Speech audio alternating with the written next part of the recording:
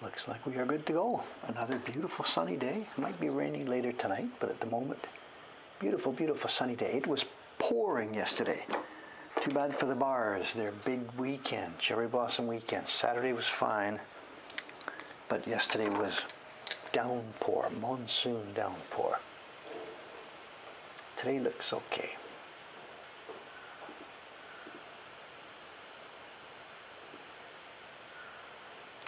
Just barely get this sun outside the camera there. Cameras are all where we left them last time. Good morning, good morning. Monday morning here in Tokyo.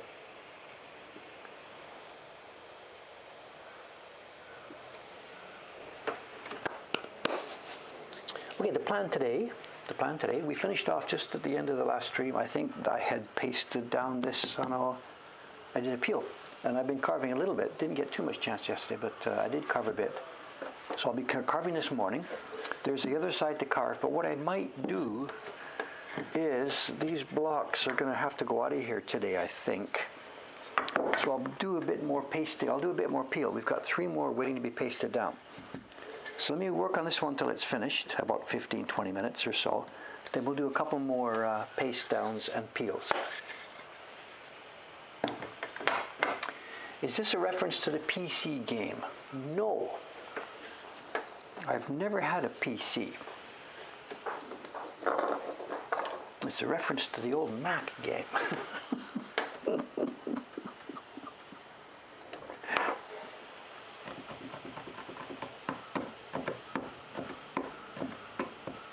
Okay, good morning, gang. So, carving. There will be a show and tell today. We've got a bit of a more... what's the word? Recently we've been doing unboxing type show and tells. We have a bit of a more classic show and tell, something from the collection upstairs. I'm bringing down a binder from the collection upstairs, and we'll look at what's inside it. And we'll also have the one I promised the other day. We've got a little bit of a pickup, what do you call it? An appendix to a show and tell that we had last week. Not appendix, a bit of a follow-up.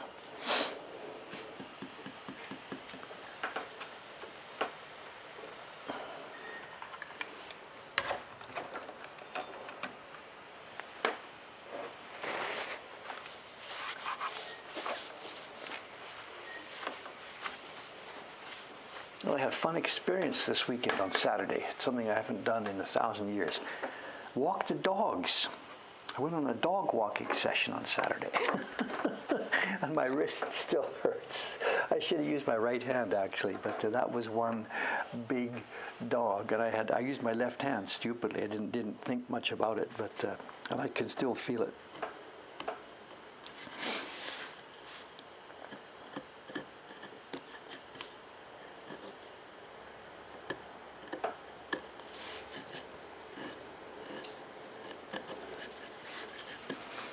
Paper out, yes, paper's out. Sugi-san, she's already up there. Sugi-san is already up there. No, it's not a euphemism. I walked a dog on Saturday. Not a couple of hours, more than an hour, I think. So, a British dog.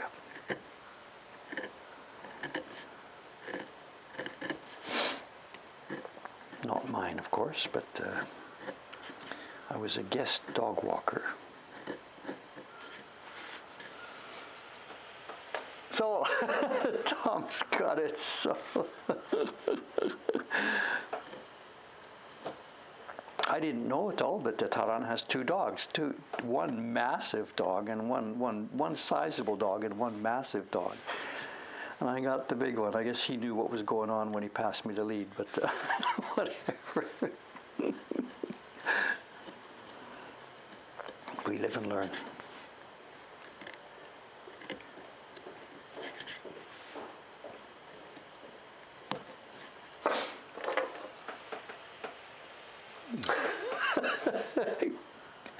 No leash for Taran. The leash is for the dogs. And he normally goes out by himself with these 2 dogs, and I can't imagine how he handles both of them. Is he here this morning, or is he off at school maybe?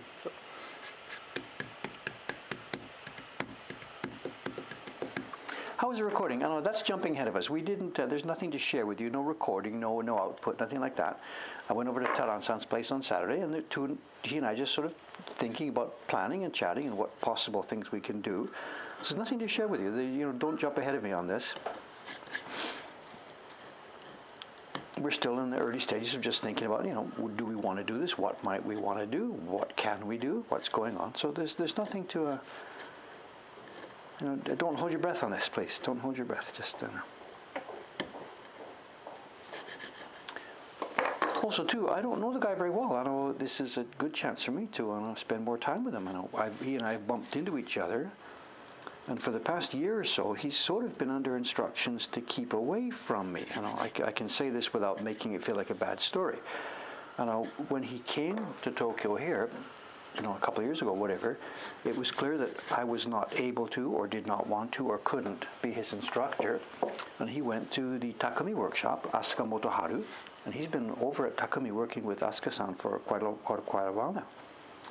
And you've got to be careful about this. Asuka-san is Taran's teacher, so Dave, not only just sensibly, morally, but traditionally Japanese, you don't have two teachers. So at that time, I told Taran just, don't hang around here, please, because it's no good if Asuka-san is teaching you and you're always coming up with stories like, but Dave told me something else. He wouldn't do this, but we want to avoid that as much as possible. So for quite a while there, for more than a year or so, he and I just kept away from each other. Asuka-san has become, he's looser now. We've established that the situation is okay. So Taran-san and I are permitted to talk to each other, of course. And as some, we've sent a little bit of work over there for him, and that's going to be continuing. So I don't know the young man all that well, but so on the weekend it was a real chance to meet him, meet his partner, very, very nice lady, and think about planning.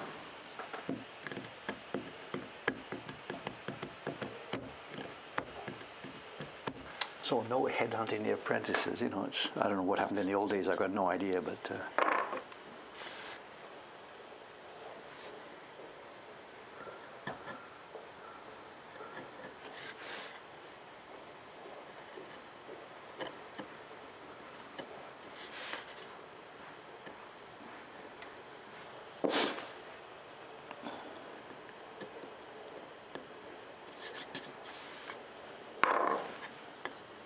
I've been managing to stay on screen, yeah, I think so.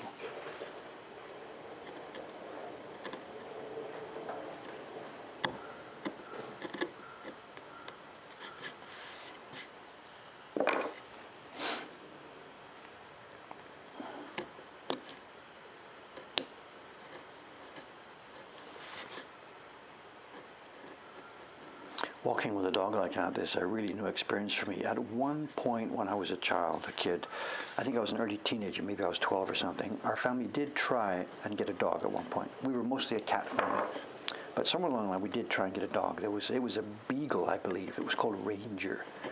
And it didn't stay with us long. It turned out that we had probably said, we want a dog, and my mother said, you're going to take care of it? And we said, yeah, we'll take care of it. The standard classic family thing. And we didn't take care of it. So my mother put her foot down and said, look, this dog is going to a family that is going to be more appreciative of it. So Ranger left us to go to another family. And we heard actually, he's like put in dog shows and won awards and stuff. So I have no real experience walking a dog. And yesterday, wow, that's hard work. Whatever.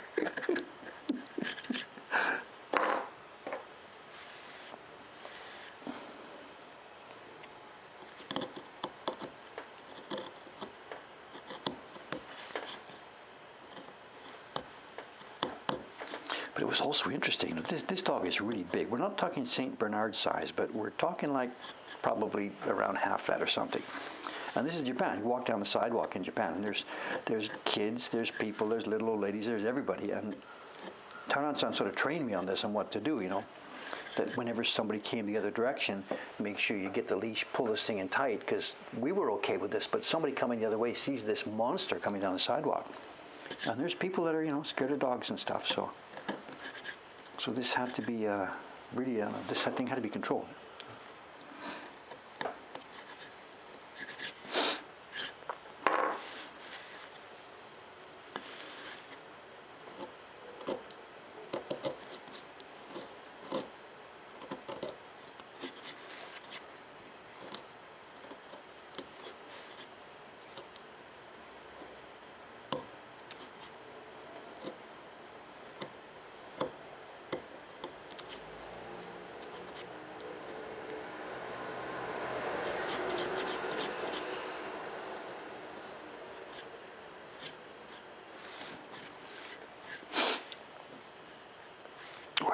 where to go, which way to go here. Let's go over here.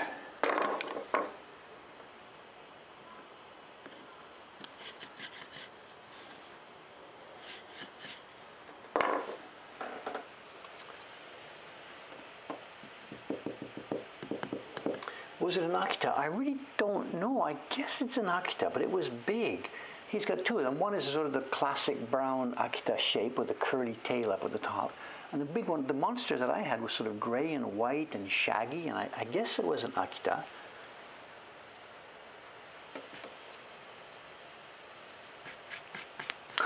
Dog weasel, I don't know. So, speaking of dogs, right? So, dogs are my nightmare these days, are they? So,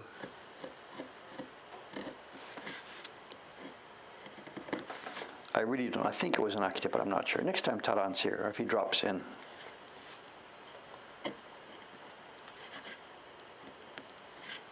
We can ask him.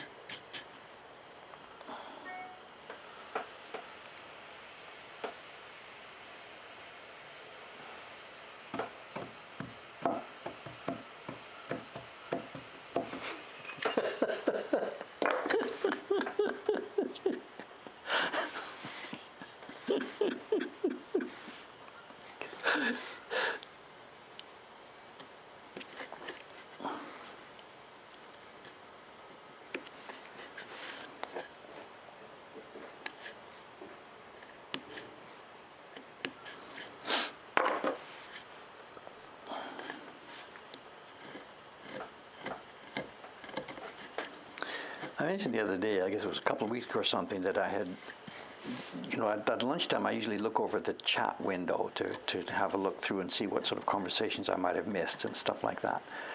And then this was a couple of weeks ago, I was looking at one and I couldn't understand what was happening in the chat because it was referring to something that I had said that I couldn't remember. So I went back to the Twitch VOD and looked it up, and yeah, there it was, I got it. But that reminds me, it's a bit frustrating about this. Twitch keeps these things live for a couple of weeks, whatever, and then they disappear. And the video part of these is being archived. They're being put over on a channel on YouTube, but they're being archived there, just the video portion.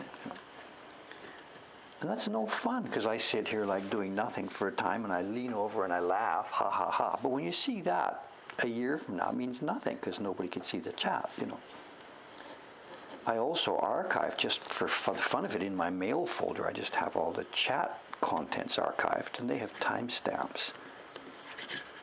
But the two are not matched together, so it's sort of, the chat by itself isn't interesting, and the video by itself isn't interesting.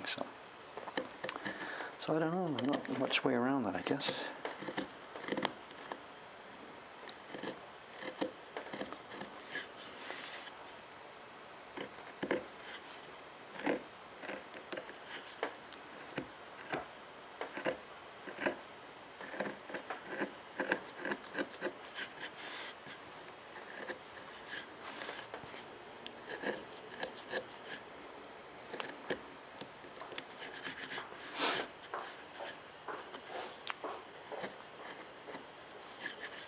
These points here, when you get stuff like this with points, and it comes like, if you imagine it was a land and this is the sea, the point comes down. This area here, I'll just color it in for a second. This area here is the area that the printers have to be really careful of. If this is not carved deeply enough, the paper hits here, the barren hits here. You would assume that it might be danger here because the paper sags down. This is the part that seems to cause the most trouble. And our other carver, young Chon-san, he refuses to carve off these shoulders. And you've got to scoop down here and get these shoulders off. The point, it's like the point after your shoulder. And that's the place the pigment hits.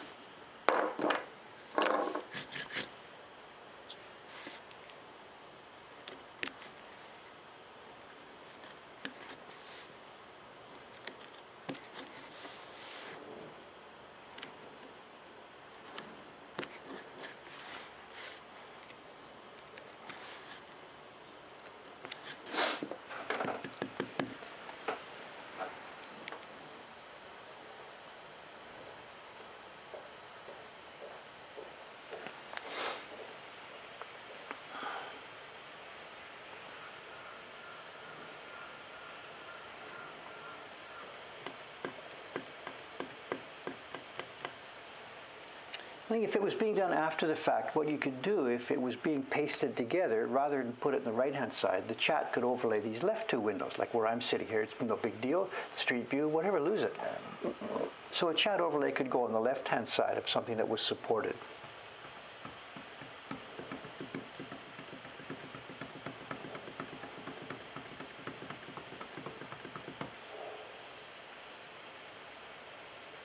I mean, to try and keep the main point, the carving, the stuff on the left-hand side is kind of irrelevant, you know.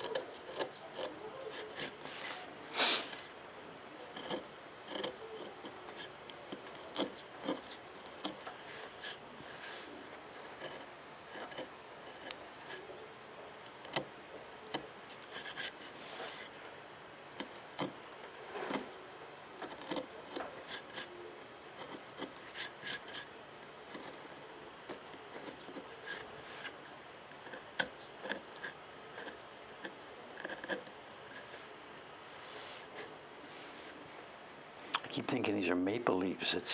They're peonies, but they look like maple leaves, like something.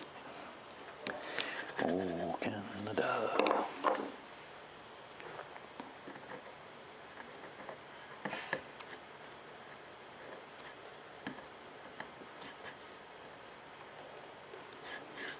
This is also a satisfying part of the work, you know. The part that leaves the block smooth and clear. This suits my character, and the control freak guy here wants things controlled, and the smoother and cleaner and neater they are, the better it is. So this is a very satisfying part of the work.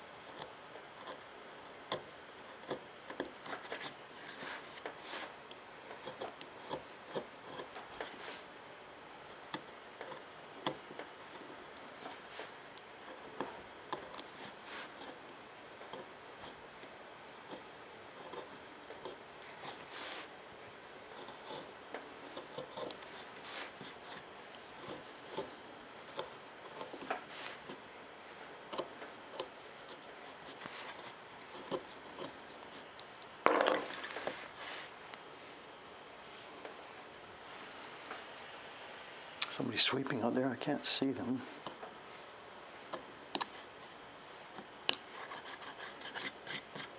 Is it hotel people? Oh, yeah, it's the lady. It's the bag lady right across the street from us here. The lady who sells nice little handbags and stuff.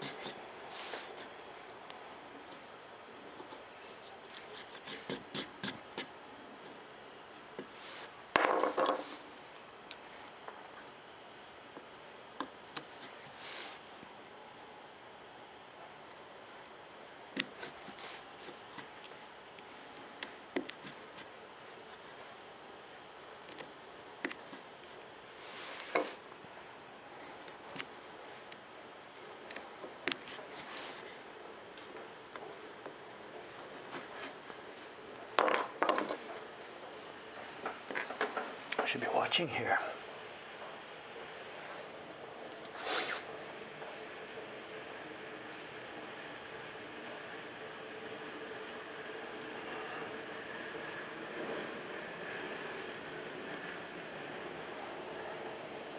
Do they do Easter eggs in Japan? No, nobody in Japan knows what Easter is at all. It's irrelevant. They've picked up a couple of Christian, Christmas is a thing here. Easter is not a thing here. Halloween they've picked up. I've never heard anybody here mention Easter. I know the Christians, Cameron and his church group, of course, will be doing things. There's no general Easter in Japan.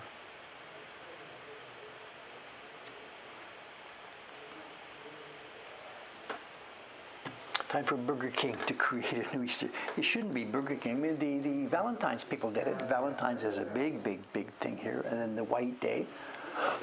So the Meiji chocolate, whoever did it, they did that one. Valentine's is here, Halloween's here, Christmas is here. Golden Week, we're a month away from that, kinda. We're a month away from Golden Week. And again, this year, who knows what will happen that year, whether the government will be encouraging travel or discouraging travel, I don't know. I saw the latest update. Japan is now up to over 800,000 people vaccinated. Wow! 800,000 people. All medical personnel, of course, or medical-related personnel. 800,000 people have been vaccinated here. Aren't we so proud?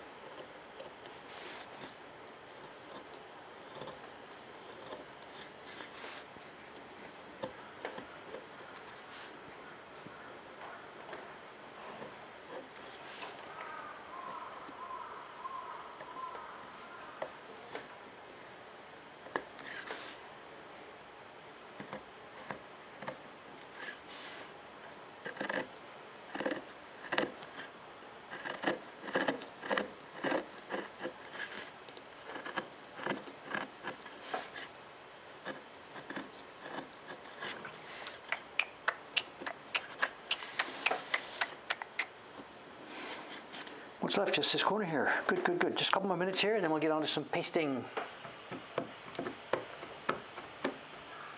Yeah, they're still waiting for trials. I don't want to talk about it. I don't want to talk about it.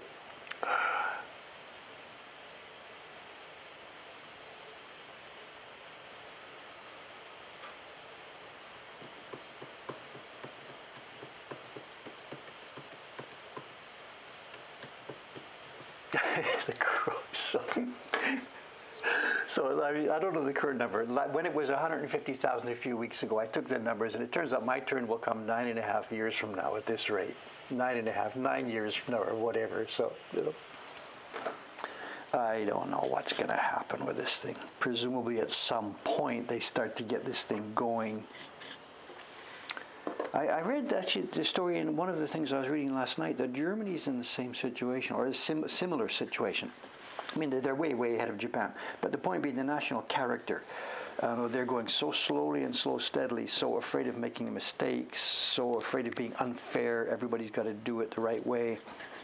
It's got to be done so properly. And I could guess the Japanese and German overall characters. There are clearly some things that are going to overlap here. The two countries have a similar way of doing things in this sense, The thing has to be done so properly and carefully and orderly and organized first and tested and checked. Whereas people like our American friends will, they may bungle around a lot, but then they will also say, look, let's just get freaking busy and do this, and they're not so worried about being fair. And Japan is paranoid about being fair. We can't do that because somebody in the other end of the country doesn't have access to that, so we can't do that. So it doesn't get done. There's no fiber optic line to my home in Ome. I was years behind the rest of the area because we can't send it out there because they don't have it yet in the boonies of Okinawa. We've got to make sure this is fair. And I guess this is an admirable characteristic sometimes. Maybe it's admirable all the time, I don't know. But in the case of the situation we're facing right now, it's a barrier. And what you end up is your convoy moves at the pace of the slowest ship, if you get the analogy. If some area isn't got disorganized yet or doesn't have their vaccines in the fridge yet, the other guys aren't allowed to start. Can't do that, it wouldn't be fair. So the convoy ends up moving at the speed of the slowest place. And because of the low numbers of actual shots that Japan has managed to import, has managed to buy, they're not doing it here, because that's so small, it means just nothing can move forward. 25 shots go to each municipality across the country. Nobody can move until the next 25 come in. Very interesting. I get it. I like the country. I like living here. If it was America, I wouldn't like living here, so it's okay. So I'm not bitching and griping. But it really is, it's an interesting thing, Things are what they are. You just sort of tend to wish, maybe, look, in this particular case, perhaps things could be done a bit of a different way. But human personalities are what they are, national personalities and characters are what they are. You can't toss one thing aside suddenly. So.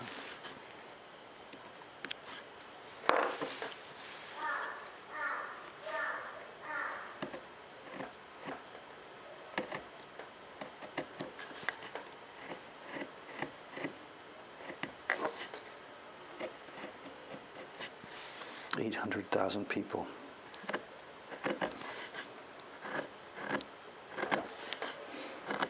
And the other thing too about this, the media stories here, the Japan Times and the Yomiuri newspaper and stuff like that, they've done, I think, what's a real foolish thing. They have taken the statistics from this, these 800,000 people who have been vaccinated. There's I think X numbers of them, it's one hand or two hands, have had this this shock, and they've had to be EpiPenned and stuff like this.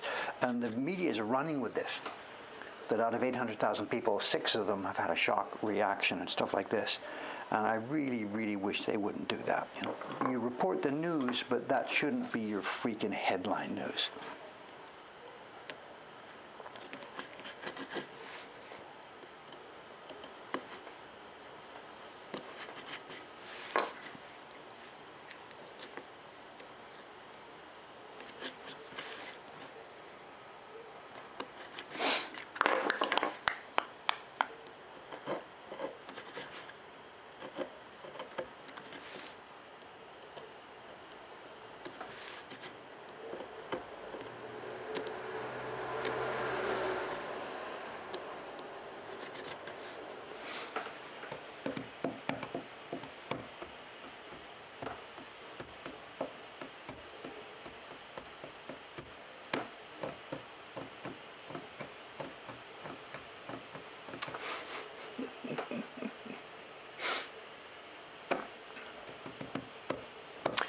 Blockmans, I have no idea what this is. I'm sorry, I know nothing about this. Can't recommend it, can't disrecommend it. Play with Moca Hunger, go for it. That's how an example of how wide this thing is spreading all over the world now. And there's workshops over the world that I've never heard of. This is so great. I'm sorry not to be helpful to you here, but I don't know what that is. This is so cool. It is happening. So many people getting interested in this, That's better for the tools, for the supplies, for the materials. The more people that do this, the better.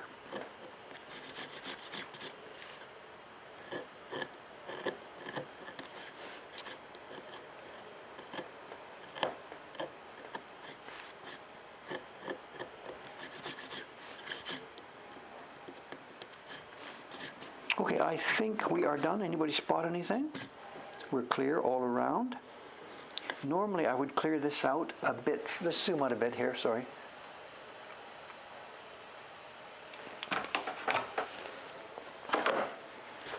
This is done. Dave is a left-handed printer, and if I were printing these blocks, if this was something I had carved back when I was working all by myself with no craftsman, I would have perhaps left it like this. Dave is a lefty. He's going to put his pigment on. He is going to get the brush like this in his left hand, working on the tip of the brush quite a lot, rubbing here, rubbing at the back. So I've cleared out this area behind so that I can rub the tip of the brush here, and the back of the brush that area is cleared away. So this is suitable for a left-handed printer. Now these blocks are going to go to our staff who are right-handed printers. So this is actually wrong. This zone here needs to come out. Now they could do it this way. They can do this and be finicky and watch really carefully, but that would be a waste of time. To give them smooth, go, bang, bang, bang workflow, this should come out so that a right-handed printer can rub this and the tail of the brush is going to hit this area. This will be scooped out. So why didn't I scoop it out? We're still at the proofing stage. I think I've got a color breakdown. We've got the leaves, the back, the river, the sky, this and that, and this and that. But I just haven't quite decided what to do with the two pups. We're probably going to leave them. Do I have an image of the whole print? We're probably going to leave the pups with no color. One of them has black tone, one has white. So they will probably be paper color.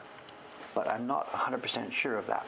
So I'm leaving myself here an insurance block. This should be cleared out, but I'm leaving it here in case we need some wood to do color for the pups. After we do our testing, we'll look at this. I'll give the go-ahead for a certain color scheme. If we don't need them, at that point, this comes back to my desk and bang, 2 minutes work, that comes out of here. But right now, I need the insurance.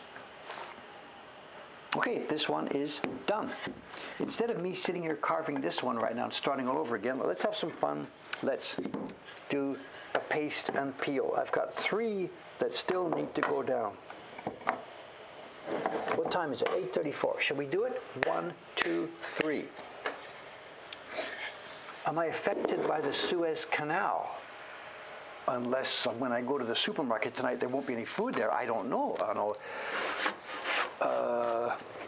Japan's oil doesn't go through the canal. That's right. I don't think so. It sure is fun to watch, and I, along with many people, I'm sort of curious. Why is it taking them so long? Like for days and days and days, we saw like that one little digger. For like 3 or 4 days, one little digger. That's all we saw. Really? That's the best they could bring to bear on this thing? So I don't know, as an outsider, it looks like, why are they dicking around with this thing so much? Why not get a bunch of tools in there, blow that thing up and move it on? But I don't know, what do I know?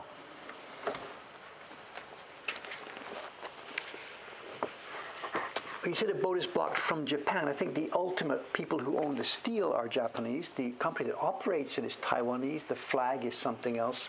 Does it matter? I don't know. I'm not ready to blame a Japanese company for this, absolutely. The Japanese did something bad, so now it's blocked. I really don't think that's the situation, so.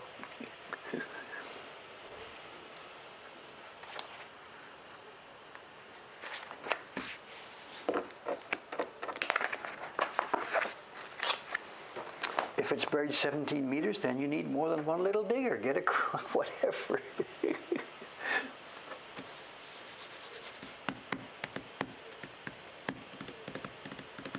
Yeah, Yeah, I'm not trying to say that too. I'm sure it's a big problem. There's obviously reasons for this. I know nothing about boats and sand and stuff. It just seems that there weren't too many resources being used for this in the first few days.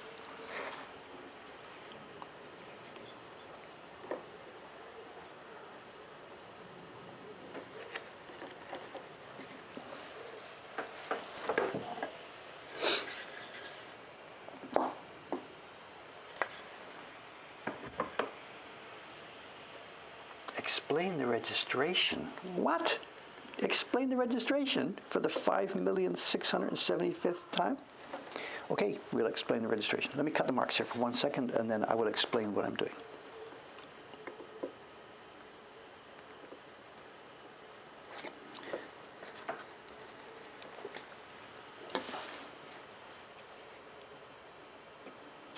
Let me cut the marks first, just a second.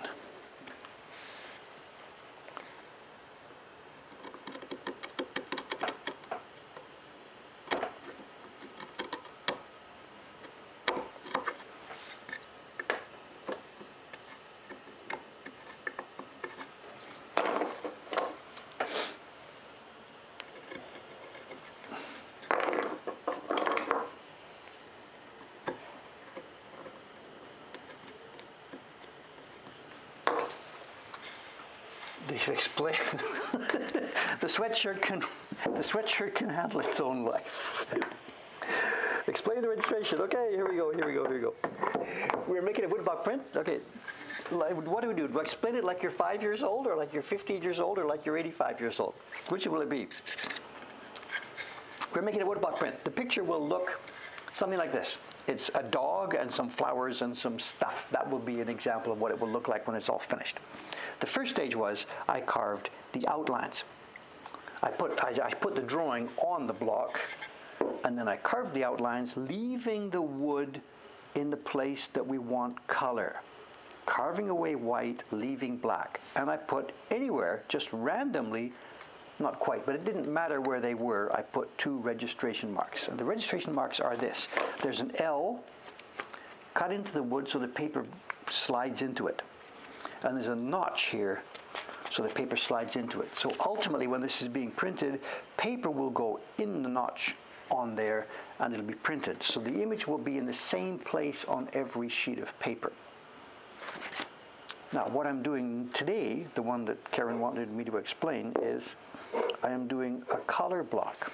And what we will do is we will have, to make this finished print, we will have a set of blocks.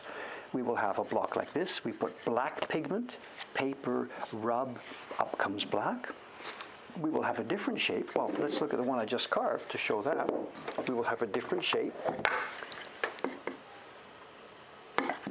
This one will be green. We will put green pigment on it, put the paper on in the same corners, and rub the back, and lo and behold, it'll make green flowers. This is the goal of this process, step by step by step.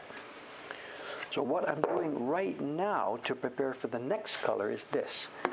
Black is done, a new blank block is done, and registration marks are carved in roughly the same area. It doesn't matter where yet, just roughly the same area.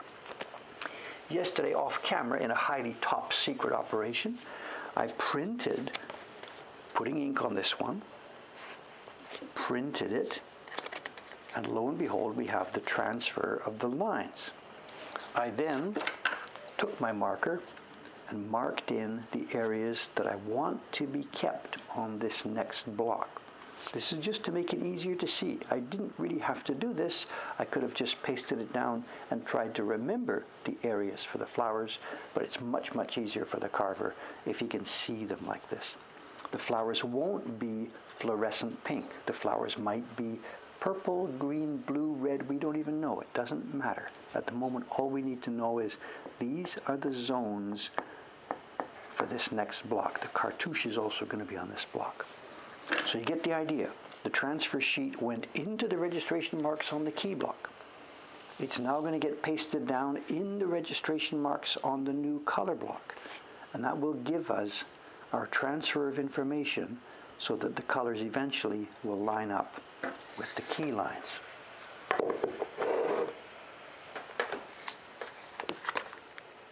This is going to be the block for the undertone for the peonies.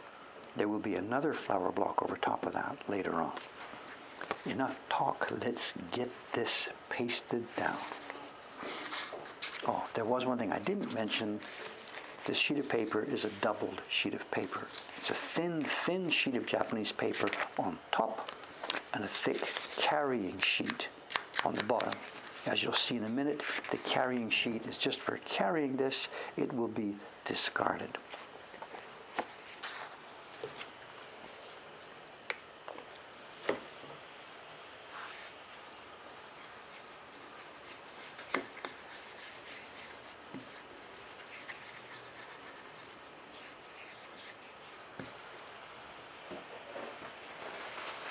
This is water.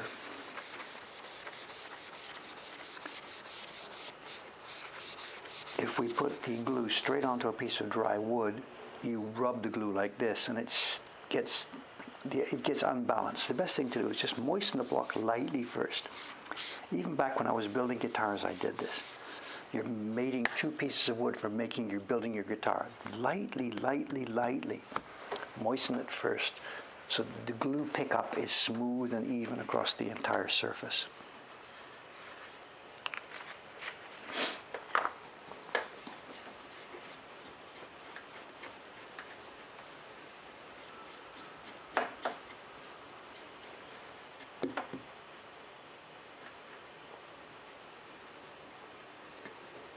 If I hadn't moistened it, that place where I striped the glue, that would now have more glue pickup than other places.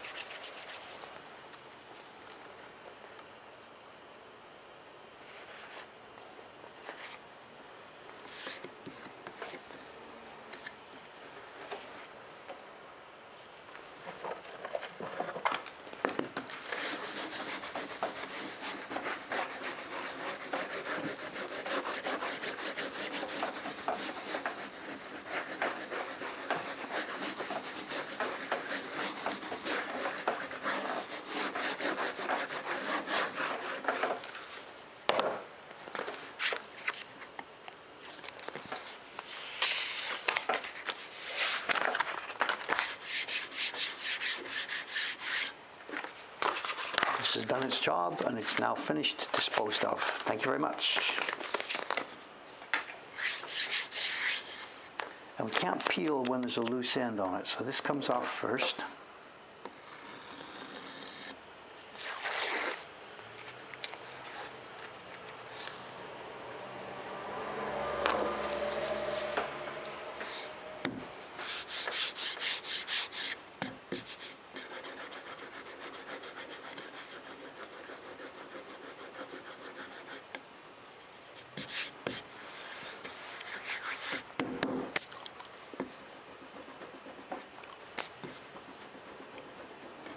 This is the famous 5mm gampi. So it should come off in layers.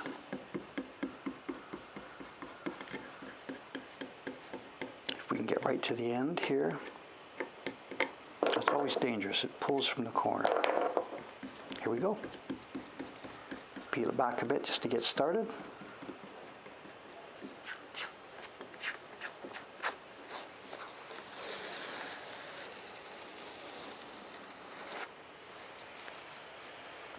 It's curtains. No. Did I say 5mm? I'm sorry. 5 go momme. Momme. We have two types of gambi paper here. The 3 momme and the 5 momme. And it's an ancient Japanese thickness measurement. Weight measurement. I don't even know, I don't even know. So I'm sorry. Did I say, if I said millimeters, that's totally a lie, totally wrong.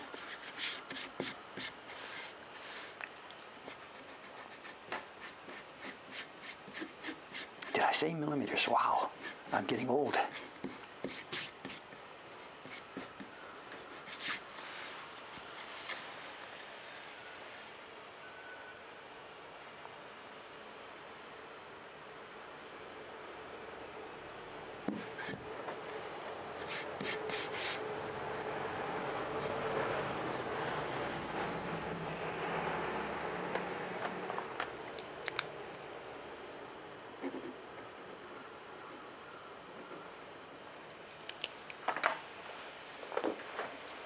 Is it a weight? Thanks, Karen. I don't really know. I myself don't use it. One of the reasons I've myself never learned about the momme weight is the people I order my paper from, Iwano-san, Living National Treasure. He's one of these guys. He's like the cook, how many grams? He just slap it in. He doesn't have a weigh scale, whatever. So because that's the way he does it, Dave here has no choice. I can't order by this number, 3.5 momme, please, because he doesn't use those numbers. So as a result, and this has been really a problem for me and Iwano-san over the years, as a result, in fact, this is happening to us again right now. The last batch of paper we got from him for making the great waves and stuff is really thin. We want thin paper for that. This is not shinhanga. We don't need thick multi-layer buildup of colors. So we want normal ukiyo-e level of thinness. And we usually, when we're dealing with Iwano-san for that paper, we just say, just the same stuff that Adachi gets, because he knows that from decades and decades and decades ago. Anyway, long story short, the last batch comes, and it's really quite thin. And it's the paper we're using right now for this series we're printing right now. And the girls are struggling with it because it's so thin and it distorts easily. But I know exactly what's going to happen because I've been around this with him so many times over the decades. When I put the next order in, I get a little bit thicker, please, And I know what happens. The next batch is going to come and it needs 2 trucks to carry it because it'll be too thick, it's so heavy. It's either or because he's too, it's an insult if I say he's too proud to use numbers. But yeah, maybe he's too proud to use numbers. So as a result, the fluctuation is really, really great. And this next one is critical and it will need a trip up there. I will have to take this paper, dig around to find a sample of what I want, and I'm going to have to go up there. I'm not complaining, just, hey, chat, drink some tea together, how you doing? Here's the last one. It was a touch on the thin side. You know, it's our problem. We're having trouble with distortion, blah, blah. Next one's please like this, and leave a sample with the guy.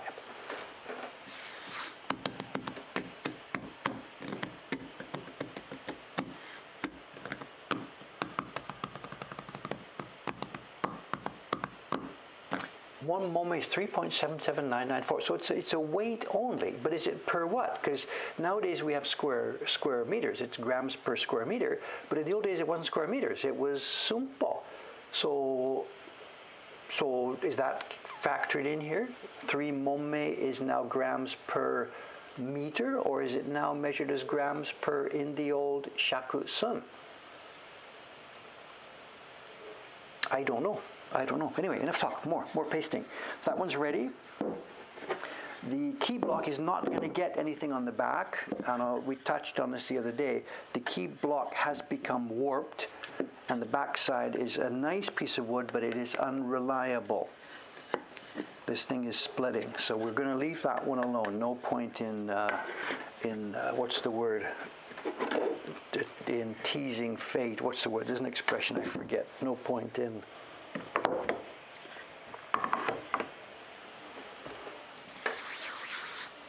So nowadays it's grams per square meter. So back then it was X per Y, but it was still momme. I really don't know. Tempting fate. Thank you.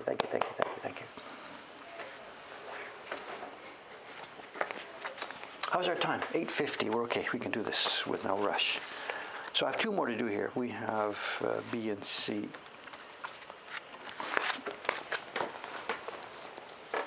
So we have the same thing. This is going to be the block for the tint on the peonies. The peonies have 2-toned petals.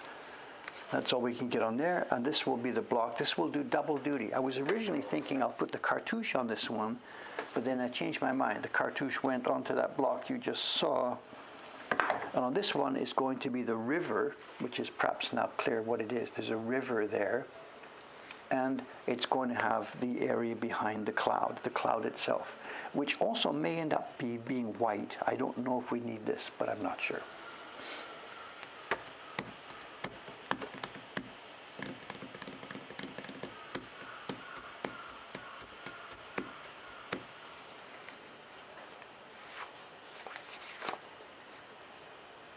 And this was one of the nicest blocks in our set here, so we're going to use this for the river and the cloud.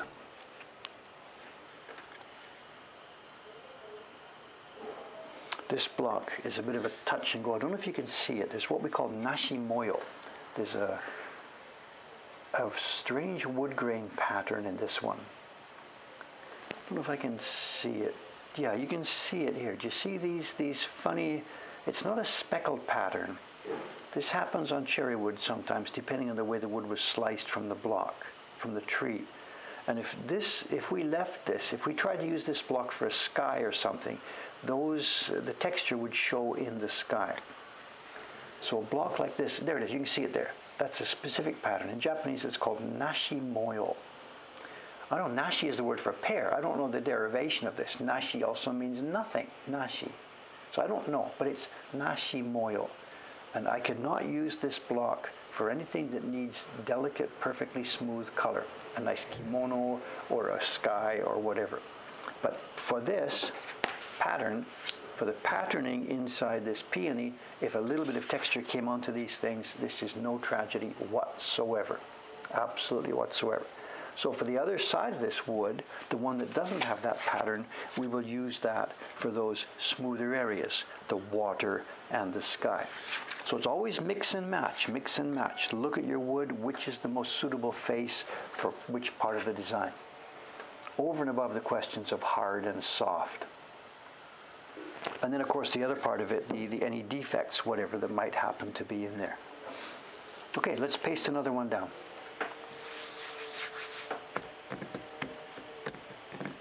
So Nashimoyo means no pattern, but this does have a pattern. So I really don't know the derivation, I'm sorry.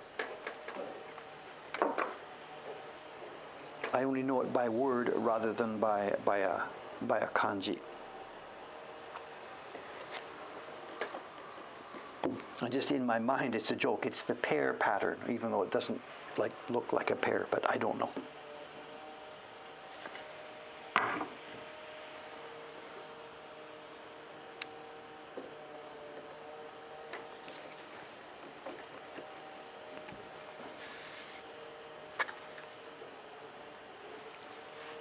Is that a chainsaw outside?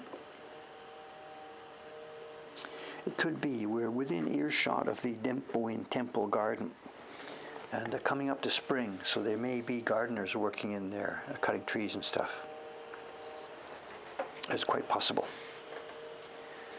And this year again, the garden is not going to be open. It's usually open for a week or so, or a couple of weeks each year.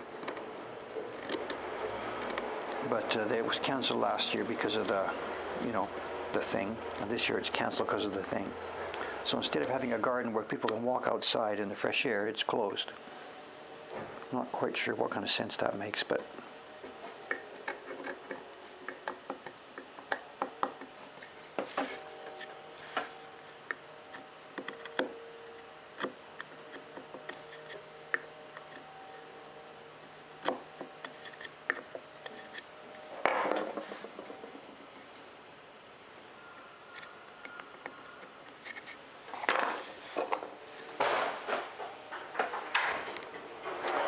the Yoshibori truck.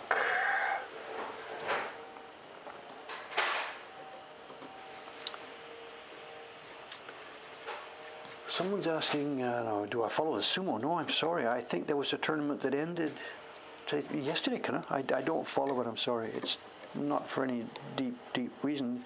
Just it's not something I've ever had any interest in, I'm sorry.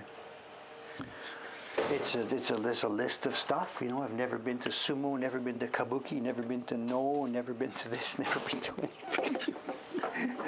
I have the most circumscribed, boring life in town. I live in this magnificent city. Have I done this? Nope. Have I done that? Nope. Done that? Nope. Have I been to sushi at Jiro's? No, well, we know why. But whatever.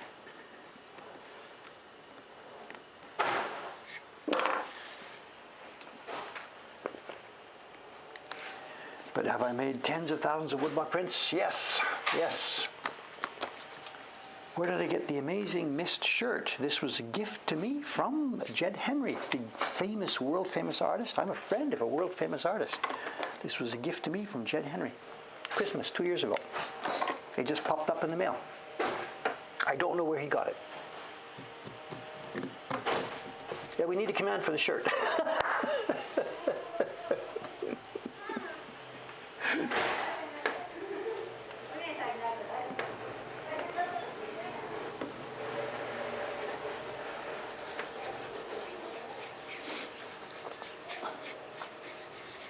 the school thing, we usually see the twins go by in the morning on the way to school. I'm sure it's school holiday right now. It's March 29th. We're in the middle of spring break, of course.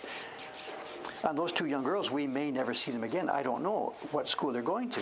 The spring break is the time when kids go up 1 year in school. If you're grade 1, you go to grade 2 in April. If you're grade 6 in March, you go to grade 1 middle school in April at a different school. So those girls, I don't know what age they are. I think they're pretty young. Maybe they were grade 1, grade 2. So they will probably still keep going to the same school, maybe. I don't know.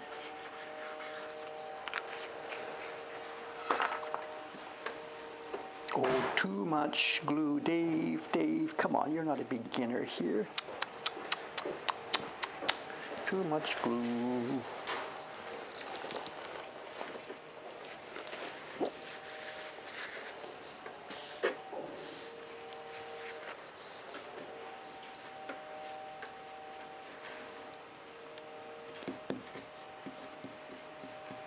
Still too much.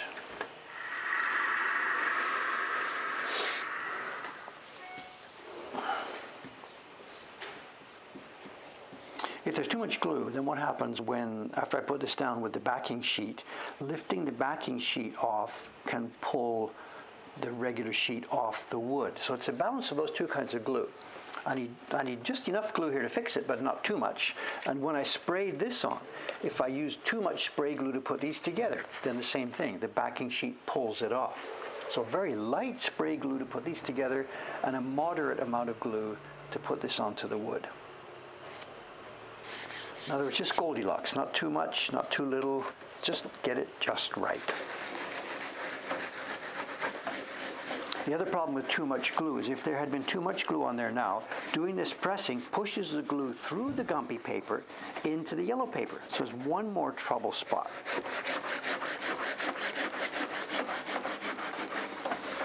Have I convinced you now that this is so difficult you should never try it yourself? Of course not. It doesn't matter. Whatever.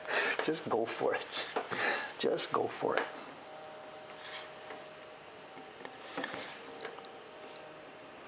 Zoom out a bit, right? It's probably better if I turn the light off this. There's too much glare.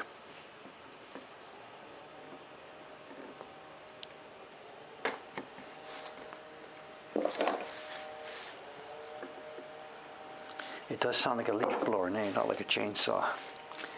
Maybe they're blowing up all the sakura leaves that fell down last night in the rain. There we are. An easy pull-off because the low-tack glue was so light it just fell off. All we needed was to be able to carry it, that's all. Let's get rid of the edge piece because if we try and peel as it goes over the edge, a peel doesn't work. So the edge has to come off. This looks good.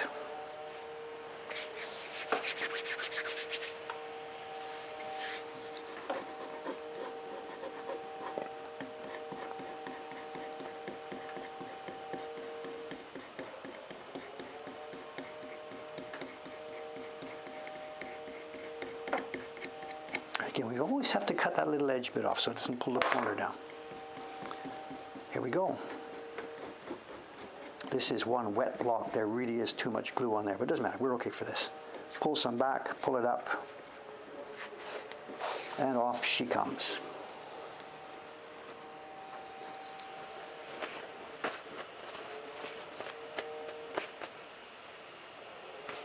Have I been more concerned about clean nails and fingers since I started this channel? Or no, are they bad again today?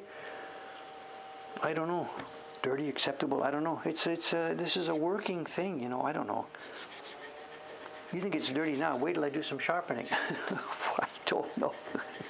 I don't think about that stuff as much as I should. I'm sorry. Whatever.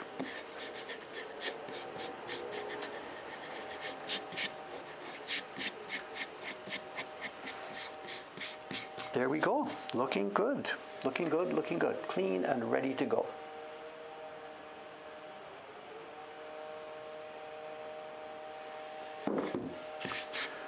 Someone's asking about pine for our kind of work. No, there are modern printmakers using pine. It's very soft. It's got hard, soft.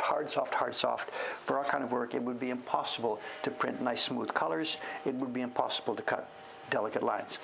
So for modern type woodblock printmaking, where you're doing interesting stuff, go for it. But for our type, no. We need a good, hard, solid, dense wood.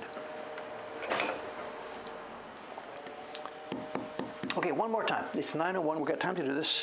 One more is going to go down. This is now the peony pattern.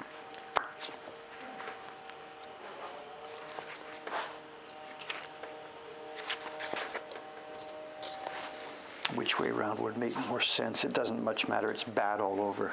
It's okay.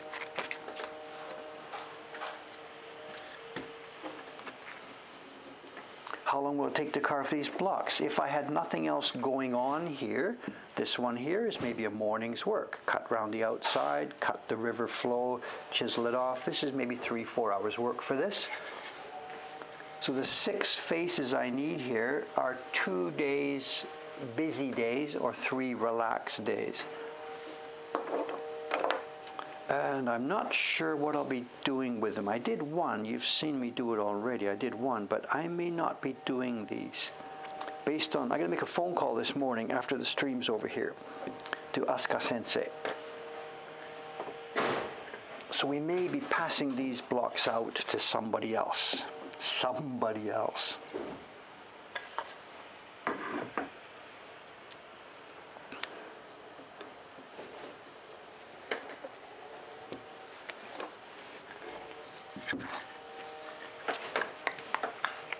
How do I take care of my back and neck? As in, you mean like getting tired from work? It doesn't happen. It doesn't happen. The workstation is fairly ergonomic, you know. I'm not sitting on my knees. In the old days when I was doing this, for the first 15 years here in Japan, I had sat on tatami mats. So I sat cross-legged, crunched under the bench, crunched over the bench. And I was doing okay, but that was because I was young, and I was not looking forward to getting older in that kind of environment. So I changed the working bench. I cut space underneath for my feet. And there's now very little stress. I lean forward a little bit. There's no heavy mechanical stress at all. There's no problems with this. And now, not all the carvers, there are still some. I know Sekioku-san still works the old way. Asuka-san has switched over. Taran-san, the new young guy from Britain. Basically everybody now who's trying this sits with their feet under. There's no reason you need to stress yourself sitting cross-legged under this bench. You know?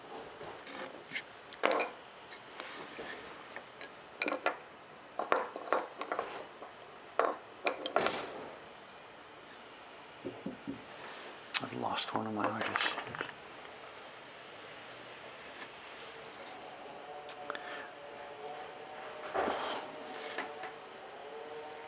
This is one soft piece of wood. Ooh, this is a soft piece of wood. Whatever, those flower shapes.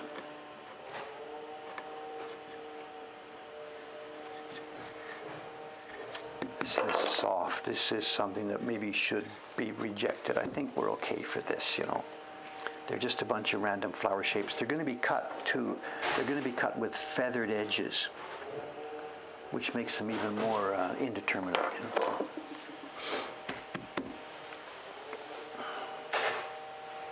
Well, we couldn't use this for a key block. If I had thought about this for a key block, at the point of cutting those marks, that's it, throw it away. You just don't continue. Impossible.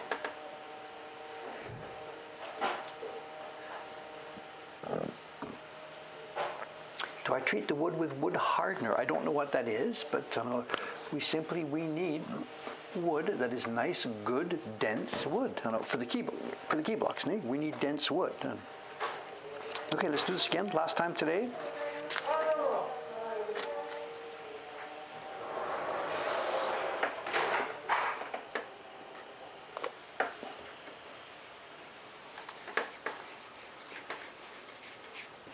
Well, the Japanese system really uses cherry. In special occasions, we use boxwood for really hard areas, for faces and stuff like that.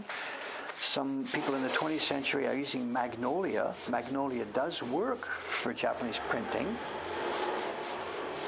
It cuts really easily, prints nice smooth color. The defect is it won't last long. Magnolia is soft enough that the pigment seems to dig into it and embed into it. And after you've made 50 or 60 copies of a print on Magnolia, the color becomes, you've lost your brightness in the color. The color becomes turgid and a bit kind of grayish, and it loses its vivid tone. So if your number of prints you're going to make is not too many, you can use Magnolia for Japanese printmaking. Cuts like butter. Prints beautifully on day one.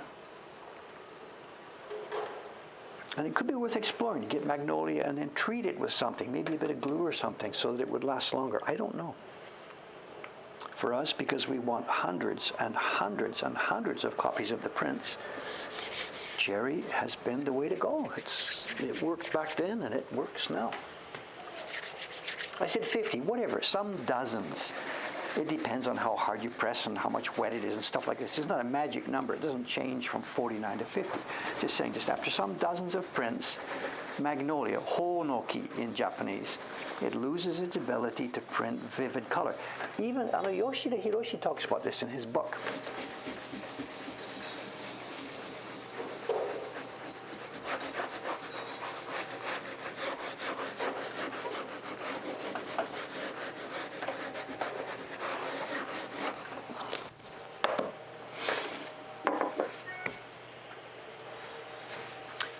Boy, for me, too hard. I know. Look at this, just nothing. Off she comes. Bingo. Katsura for us is too hard. I know. We need a balance. There's lots of woods harder than cherry, which would sound great. Get a wood that's harder than cherry, it'll last longer. If it's too hard, when you're printing with water-based pigment, the water doesn't absorb well into the wood. We need this nice balance. The water has to go into the wood when you brush it and then come back out when you print. And cherry just does it. I know not even all kinds of cherry do it, but the sakura, Yamasakura type cherry really does it. I know you're asking me about treating Magnolia. I don't know. I'm just thinking out loud. The fact that it gets turgid after 50, 60, 70 copies. Maybe if you, I know people who are using Sheena plywood. And again, I don't have experience this. I've heard this. People using Sheena plywood find the same thing. It's too soft and doesn't give vivid color. And they paint it with a thinned out white wood glue. Get some white wood glue in a bowl, put some water in, get the right mix, paint that onto your Sheena, and then make your woodblock print. And I've heard maybe Cape Vivid San here maybe has this experience. I don't know. So people have been hardening their Sheena plywood with method one is a white wood glue, and maybe there's lots more methods. I don't know because I don't use that stuff, so I'm sorry.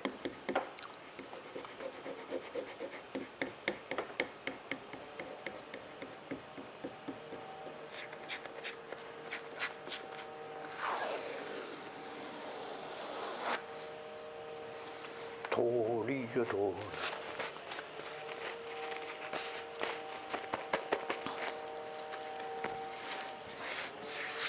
It does not get any better than this. It's the world's best transfer method. People talk about wintergreen oil or printing with mylar or whatever.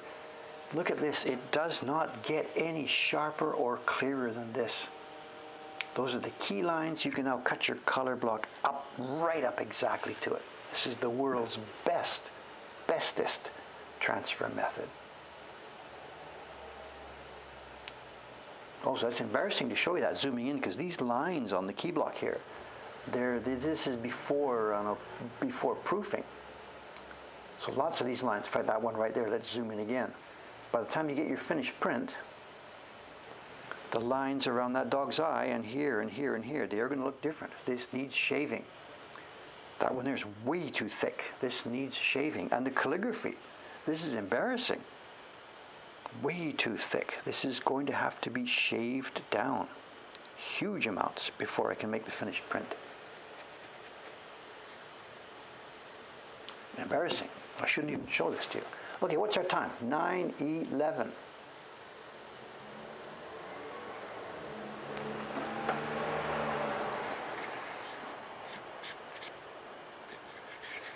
There's the drill. So here's the print. It's going to be the color on the peonies. On the back side of this will be the sky block and the river. The river will have flow lines cut out of it. The original we've got is really bad. I've got a tiny JPEG, 250 pixels wide. That's all we've got. We've created this thing from that tiny JPEG. So we can't see. They want flow lines, so we will make up our own flow lines. I'll do that with the knife as I do it. So that'll be the block for the river and the clouds. This will be, it already is, this is the block for the base tone for the leaves and stems, already carved. This will be the block. This will have the veins. You can see it here. These are the veins inside the leaves. That's all that will be on this block. Everything else will be carved away and taken away. Then there will be this one. Let's zoom out a bit and see this. I'm sorry. This will be a double duty block. This is going to be the block for the ground area around the animals, and it'll be the block for the quote sky, which really isn't a sky, it's just a background tone. So it's cloud, sky, river, and ground in the strange idea of perspective that the Japanese had back in the 1700s. And one quick note for those of you who were here the other day watching me color this, I did make a couple of mistakes in here, and I did fix them before we pasted it down. I looked in the chat afterwards, and the chat was saying, oh my God, no, that's not right. Don't put that area because that's the dog's foot. And indeed, it was the dog's foot. I screwed it up when I was doing it. You can see the X here. This is her right leg in the reversed format here, and her left leg is here, but that area that's X'd out. So that will be coming off. And we got the tail right. The two pink areas on either side of the tail. There was confusion about that, and I nearly screwed that one up too. Is that it? No, okay, there's the base tone. This will be a base tone for the flowers and the cartouche. That's 6 faces, and then the final and 7th face will be the key lines itself. This is already done. So we've got left now about 3 days of work left on this.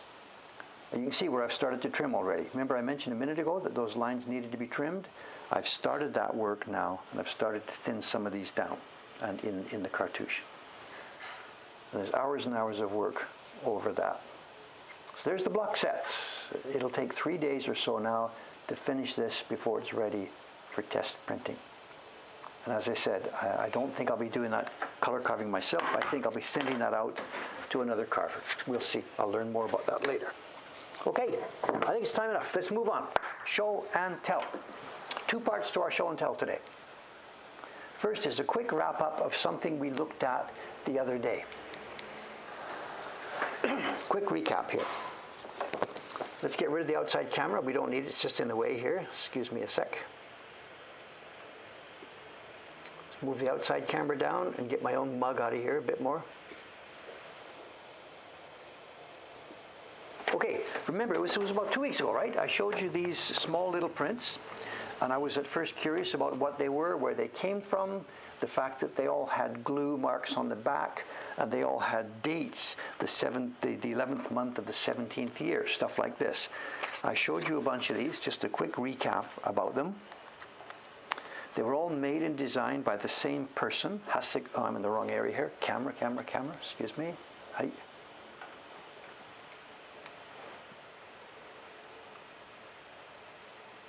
They were all designed by Hasegawa Sadanobu, and the puzzle for me was, why are these things all the same shape? Why are they all glued down and torn off, and why do they have dates on?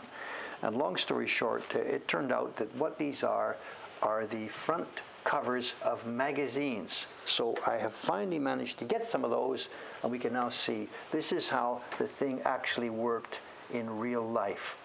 These are actual magazines from that Showa era. The magazine is not woodblock printed. It's a normal magazine with normal offset type junk printing from that era, but the front cover has a pasted on, glued on woodblock print. So what we're looking at here, this one is from, I don't know what year it is. These were happening in the pre-war. This magazine folded in 1945. It was going from, I forget, 1932 or 3 they started, and they finished in 1945. They finally packed it up. And this is a print that is physically glued on to the front of this. So if you'd gone to your newsstand to buy this magazine, you could have actually had woodblock prints in your newsstand. Here. And the magazine's name is Kamigata, And Kamigata is the word that describes the Kansai area.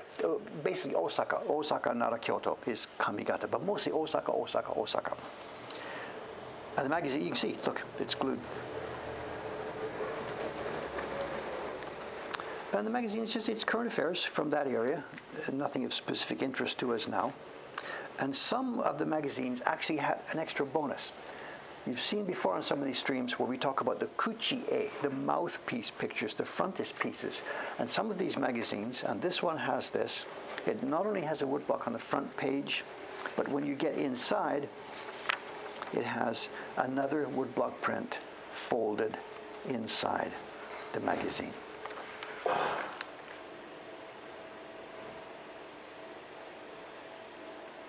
Cool, handmade woodblock prints along with your magazine. So were these things expensive? Let's go to the price on the back. Here they are. Every month, it's the money. It's 60 sen. 60 sen. And this is pre-war Japan, 60 sen. That's the price including postage. For the year, where are we here? To get 12 months, it's 5 yen.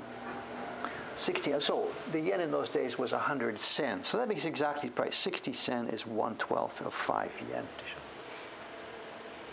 0.6 yen. So I don't know the equivalent in modern currency, but whatever it would cost to go buy a magazine at your local drugstore, that's the kind of price it would be. And you get a woodblock print on the front cover. 1931 to 1945 is when they were published. Anyway, so there we are. That's an update on that. That is not today's show and tell. Let's get rid of these. Where do they go? Okay.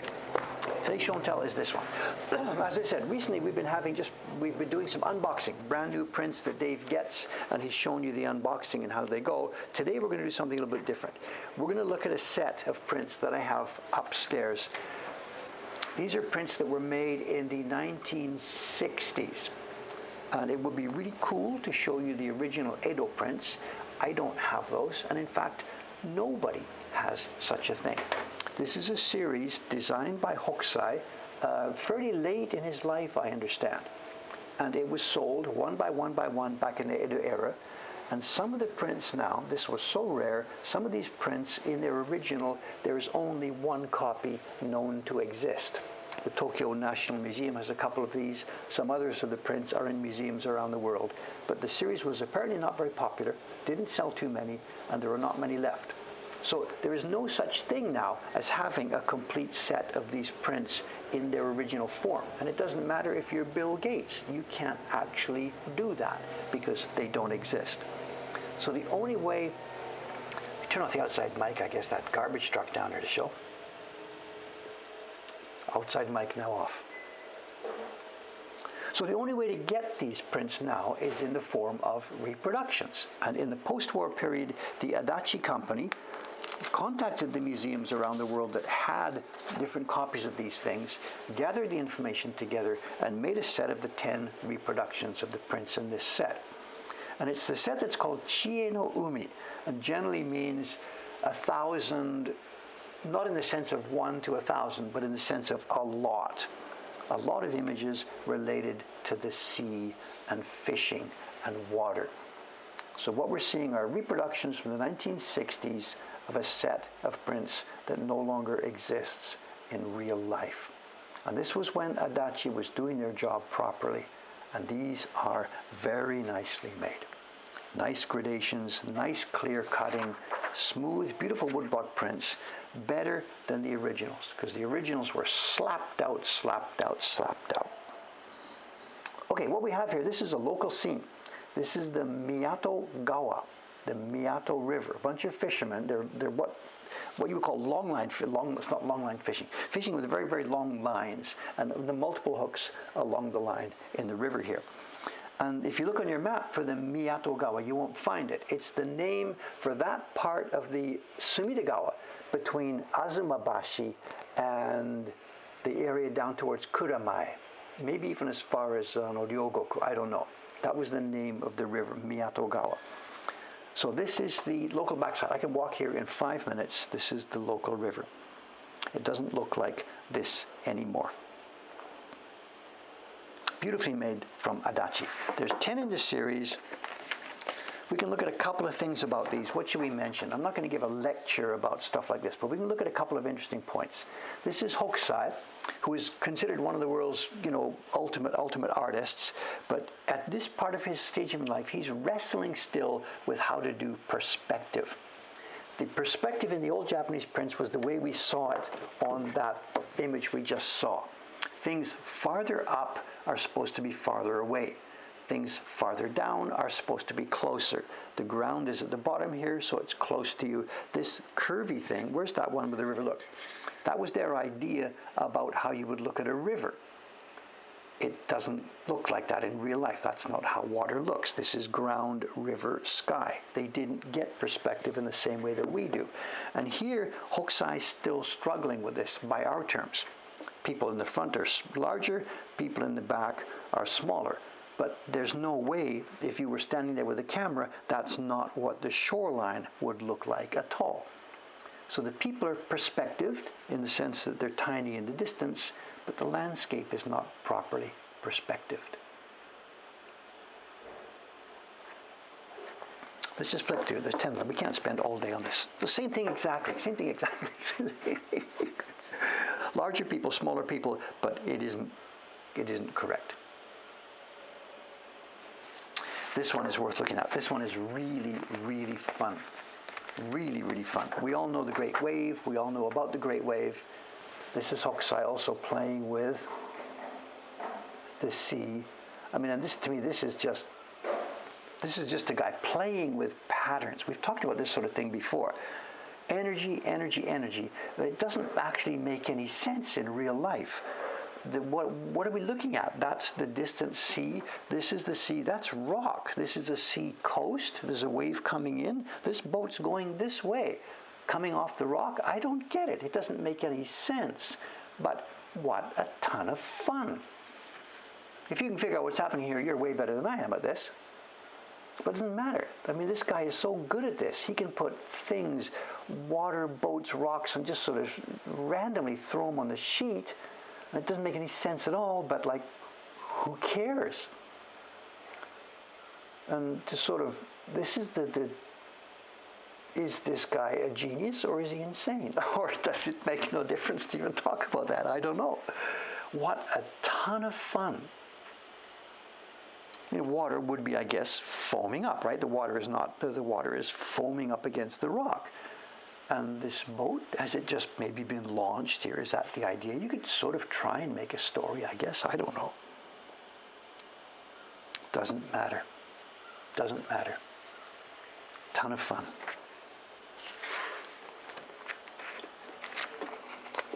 This is a design. He used this same design in a number of different places. He used the same concept. Fishermen with transparent net. In the, I think in the 36 Views of Fuji, there's one of these. There's a net with Mount Fuji in the background behind it. And this is cool too, what he's done here. This is all not Hokusai's work. This is the craftsman's work to a degree. Somehow, this piece of net has been given a feeling that we can see a net, a bow shape. This is not a flat thing hanging there. This is a bow. I mean, it's got volume and body to show. And how did he do that? What is it that gives us that feeling of it being a bow there? Well, there's this black-gray thing, and then there's the transparency.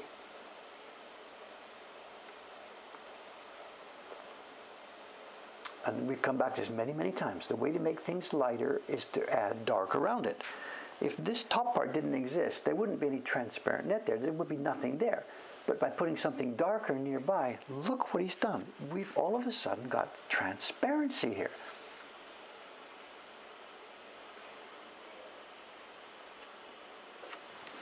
These people, the designer plus the craftsman, put it together. My God, my God.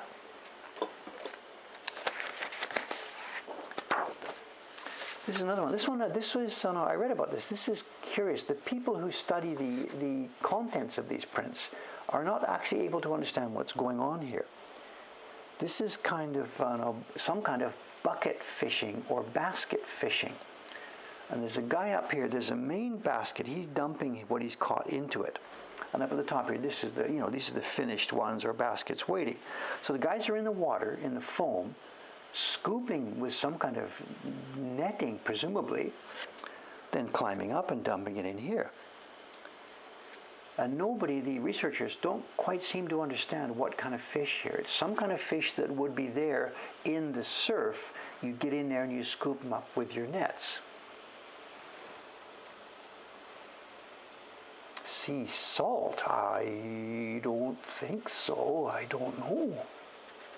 Anyway, I don't know, and I'm not the only person who doesn't know. The people who've studied this and who would know the details, they're puzzled about this too. And has anybody noticed the token horse? Here we are, hook size horse. We've seen this guy before. Say hello.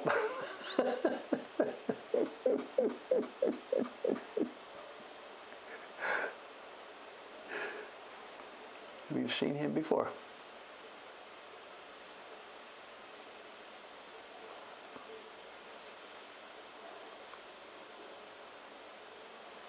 Then there's something else. There's a night scene here coming up. Yeah. Oh, these are. I think. Oh my God, there's just two more. Okay. One by one. This next one. This is not successful, I think. I mean, we're looking at a guy here who has heard about whaling. The scene here is supposed to be happening down near Nagasaki, on some islands off the Kyushu coast off Nagasaki. Hokusai never went there. He never saw a whale. All he knew about whaling was two things: the stories he had heard and the sketches he had seen in somebody else's book who may or may not have ever seen a whale. And I think it's kind of clear. The guy's got something in his mind that maybe he's seen pictures of sharks and maybe he's seen pictures of whales. It didn't really much matter. It's pretty clear this is a big creature. And again, Hokusai doesn't know anything about how this is done. The whaling fleet are all here. The guys all look really busy. Row. But nobody is like actually doing anything, and Hokusai doesn't know how to depict this because he's never seen it. All he can do is a battle scene. Here's the armada, and there is the whale or shark or crocodile or whatever it is. Now, not to diss the guy. He was trying to produce an interesting print, and it's sort of interesting. For us these days, we would like to see a little bit more of actual, like, how does this work? It doesn't matter. It doesn't matter. He was showing his viewers, his viewers probably ate whale because whale was distributed all over the country, but nobody would have seen a whale either, But it's a bit funny to see this master who did that last masterpiece we saw just a moment ago. And I think, I'm sorry, without dissing the guy, he's struggling here. He's been given the job and he doesn't know what to do. So, whatever. There's a limit to somebody's imagination. So, this next one's fun for another technical point of view. This Hokusai knew he had seen is river fishing, night fishing. There's a few people here. Oops. This happens all over the world, right? There's people shine lights out in the sea, the cormorant fishing, or they do it in the river. So there's a crew holding the lights and another crew, they've got baskets or nets or something. They're scooping up the fish. And when I first saw this, I thought the Adachi team had misregistered this. But no, looking around a bit more, I realized this is an early example of, what do we call it these days when we're working with Photoshop? Rim light. You've got an object and the light is coming from, in these days with a rim light, the light would be behind me and there would be a rim light around me that would be visible. And he's got a night scene here with lights here and there, and he's put a white stripe across the edge of each one of these water things. And it's not a rim light because the light isn't actually technically behind it. But it's an attempt to show there's water coming over a crest here. There's a light illuminating part of it. Yeah, okay, Photoshop, whatever, John. Sorry, I'm whatever. A photography thing. Okay, sorry. Anyway, the idea is there that at the edge of something which is basically dark, we have a halo or a strip of light that indicates the light is coming from behind this thing. And they've done this in woodblock. And I suspect, again, I've got nothing to do with it, I suspect this is not Hokusai so much doing this, this is the carving and printing team doing this. Because remember, in most of these prints, Hokusai will do the design, send it in, and the actual color block separation, for the most part, is usually done by the team. The artist sometimes comes back to do colors, but not very often. So I think what we're looking at is an 1860s version or 1840s version of rim light. Or I'm just making this up. I don't know. Whatever. One or the other. 2 more in the set. It's a set of 8. Instead of 10, it's 2 more.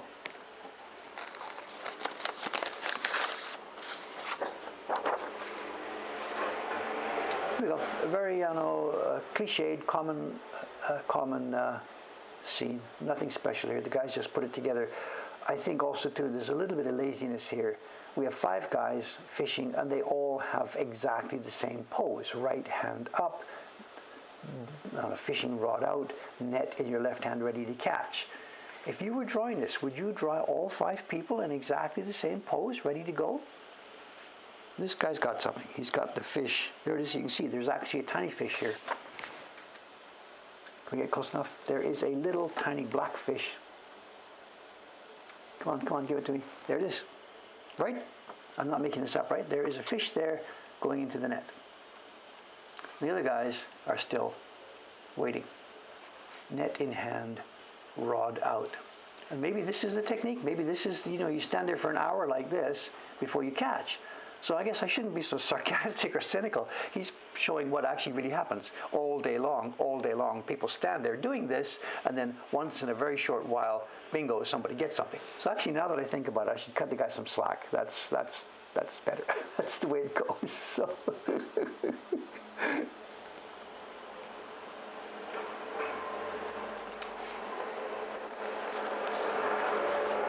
Remember, Hokusai, this genius guy, but he's commissioned. Hi, a guy phones him up or calls him up. Hey, I need 10 pictures next week. Give them to me.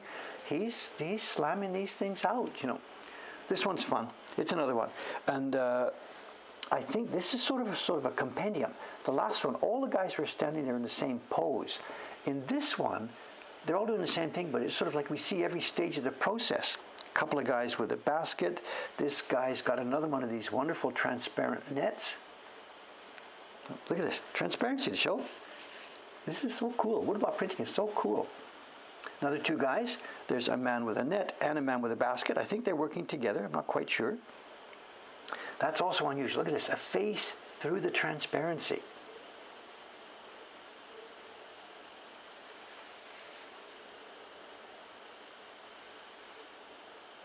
Bunch of busy guys fishing. Fun, another fun one. Hokusai in water and moving water, he's fun. Okay, one last thing about this. These prints, the very ones that I've been showing you here, they are, maybe somebody's already posted this link. I'm sorry, I don't know. These have already been scanned, and they are in our Moca Hong Kong collection. And you can see super close-ups of all the 10 prints that I just showed you just now. They're in there at very, very high resolution, ready for perusal and pleasure. Okay, sorry there was no unboxing today, but hey, woodblock prints are woodblock prints.